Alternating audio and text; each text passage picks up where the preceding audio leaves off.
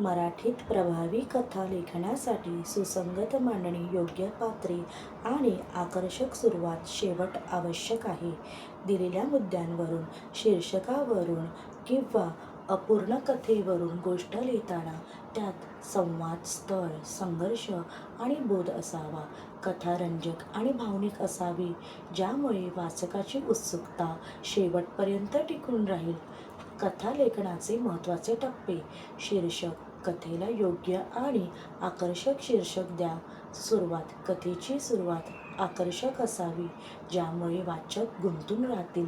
मुख्य भाग. कथेचा मध्यभाग किंवा संघर्ष विकसित करा. घटनांचा क्रम कालक्रमानुसार असावा. पात्रे. कथेतील पात्रांचे व्यक्तिमत्व स्पष्ट करा. संवाद. पात्रांमधील संवाद नैसर्गिक आणि परिणामकारक असावेत. शेवट.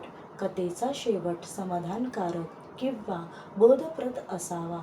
कथा लेखनाचे प्रकार. बोधकथा, उदाहरणार्थ प्रामाणिकपणाचे फळ, काल्पनिक कथा, मैत्री नातेसंबंधावरील कथा, ऐतिहासिक सामाजिक कथा.